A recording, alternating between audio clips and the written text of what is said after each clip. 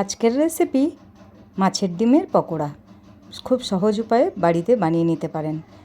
এই মাছের ডিমের পকোড়া খেতে দারুণ হয়। নমস্কার বন্ধুরা, সবাইকে স্বাগত জানাই।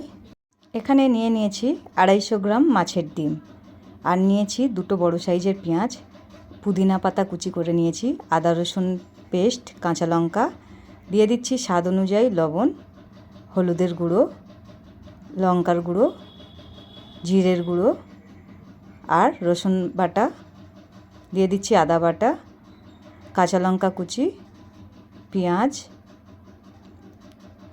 আর পুদিনা পাতা সব কিছু দিয়ে ভালো করে মাখিয়ে নিলাম। মাখানোটা হয়ে গেছে। এখন এর মধ্যে দিয়ে দেবো 1 চালা লেবু। লেবুর রসটা দিলে টেস্টটাও দারুণ আসে।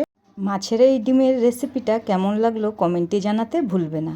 আর যারা নতুন বন্ধু আছো চ্যানেলটিকে সাবস্ক্রাইব করে পাশে থেকো। এখন বেসন দিয়ে দিচ্ছি।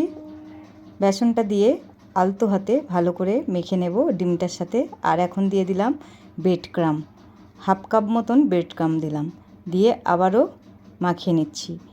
আমি এখানে টোস্ট গুঁড়ো করে ব্রেড ক্রামটা বানিয়ে নিয়েছি। এখন তেলটা গরম হয়ে গেছে, তেলের মধ্যে চ্যাপটা চ্যাপটা করে ছেড়ে দিচ্ছি। হাতের মধ্যে তেল মাখিয়ে নিয়েছিলাম, একটা একটা করে কড়ার মধ্যে ছেড়ে দিচ্ছি। এখন গ্যাসটা লো ফ্লেমে দিয়ে রেখেছি। পকোড়াগুলো একটা একটা করে উল্টে দিচ্ছি। 1-2 মিনিট মতন লো ফ্লেমে ভেজে নিলাম। তারপরে গ্যাসটা একটু হাই ফ্লেমে দিয়ে আবারও ভালো করে। বাড়িতে মাছের ডিম থাকলে এইভাবে অবশ্যই একবার বানিয়ে দেখুন, দারুণ খেতে লাগে। উল্টে পাল্টে পকোড়াগুলোকে ভালো করে ভেজে নিলাম। এখন নামিয়ে নিচ্ছি। এগুলো হয়ে গেছে ভাজা। একটা তারের ঝাঁঝরি নিয়েছি, এই ঝাঁঝরির মধ্যে পকোড়াগুলো সব তুলে তেলটা ঝারিয়ে নিচ্ছি। তেলটা ঝারানো হয়ে গেছে, সবগুলো তোলা হয়ে গেছে। আর বাকি যে ব্যাটারটা ছিল সেগুলো একটা একটা করে ছেড়ে দিচ্ছি। এই একইভাবে সব পকোড়াগুলো ভেজে নিলাম।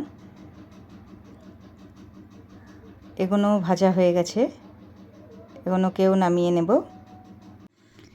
পকোড়াগুলো দেখতে দারুণ লাগছে। এই পকোড়াগুলো টমেটো সস বা যে কোনো চাটনির সাথে বা ডাল ভাতের সাথে খেতে দারুণ লাগে।